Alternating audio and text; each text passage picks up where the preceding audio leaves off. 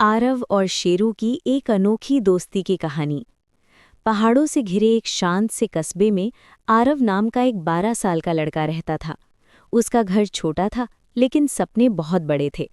आरव के पापा एक बस ड्राइवर थे और माँ स्कूल में रसोइया का काम करती थी। माता पिता दोनों मेहनती थे, पर समय कम दे पाते थे। इसी वजह से आरव अक्सर अकेला महसूस करता था। आरव को किताबें पढ़ना, नदी के किनारे बैठना और जानवरों को देखना बहुत पसंद था। उसे हमेशा लगता था कि जानवर इंसानों से ज्यादा सच्चे होते हैं। एक बारिश भरा दिन। एक दिन जोर की बारिश हो रही थी। स्कूल जल्दी छुट्टी हो गई। आरव रास्ते से घर लौट रहा था कि उसने पुराने पुल के नीचे कुछ हिलता हुआ देखा। पास जाकर देखा तो एक छोटा सा कुत्ता ठंड से कांप रहा था। उसका एक पैर जख्मी था और आंखों में डर साफ दिख रहा था। आरव का दिल भर आया।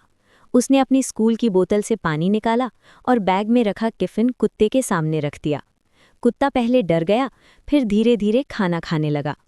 आरव ने कहा, डरो मत, मैं दोस्त हूं। उस दिन आरव देर से घर पहुंचा, लेकिन उसके दिल में एक नई खुशी थी, नई दोस्ती की शुरुआत। अगले दिन से आरव रोज स्कूल के बाद उस कुत्ते के लिए खाना लाने लगा। धीरे धीरे कुत्ता ठीक होने लगा। वो आरव को देखते ही पूंछ हिलाने लगता। आरव ने उसका नाम रखा शेरू। शेरू अब रोज आरव का इंतजार करता।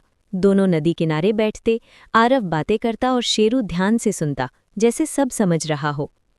मुश्किलें और डर। लेकिन हर कहानी आसान नहीं होती। एक दिन गांव के कुछ लड़कों ने शेरू को पत्थर मार दिए। आरव ने उन्हें रोका, लेकिन वो हंसते हुए चले गए। शेरू डर के मारे भाग गया। उस रात आरव रोया। उसे लगा उसने अपने सबसे अच्छे दोस्त को खो दिया। अचानक गायब। अगले दिन शेरू कहीं नहीं मिला, न पुल के नीचे न नदी के पास। आरव ने पूरे गांव में ढूंढा, पर शेरू नहीं मिला।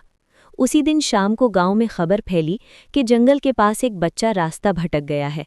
लोग खोज में निकले। आरव का दिल जोर जोर से धड़कने लगा। वफादारी की परीक्षा। अचानक जंगल की तरफ से जोर की भौंकने की आवाज आई। वही आवाज शेरू की। लोग उस आवाज के पीछे गए। जंगल के अंदर एक गड्ढे में वही बच्चा फंसा हुआ था और शेरू उसके पास बैठा भौंक रहा था ताकि कोई सुन ले। शेरू ने बच्चे को अकेला नहीं छोड़ा था। गांव वालों ने बच्चे को बचा लिया। सब हैरान थे कि एक आवारा कुत्ते ने इतनी समझदारी दिखाई। सच सामने आया। जब आरव आगे बढ़ा, शेरू ने उसे देखा और खुशी से उसके पैरों पर कूद गया। आरव रो पड़ा। तुम मुझे छोड़कर नहीं गए थे, तुम हीरो बन गए थे। गांव वालों को अब अपनी गलती समझ आ गई। नया घर, नई जिंदगी। उस दिन पंचायत में फैसला हुआ कि शेरू अब आवारा नहीं रहेगा। आरव के माता पिता ने उसे घर लाने की अनुमति दे दी। अब शेरू के गले में पट्टा था, पेट भरा रहता था और दिल में प्यार। समय के साथ साल बीतते गए। आरव बड़ा हुआ, पढ़ाई में अच्छा करने लगा। शेरू हर दिन उसके साथ स्कूल के गेट तक जाता। जब आरव उदास होता, शेरू चुपचाप पास बैठ जाता। एक आखिरी सबक। एक दिन आरव ने अपनी डायरी में लिखा, दोस्ती खून से नहीं, भरोसे और प्यार से बनती है।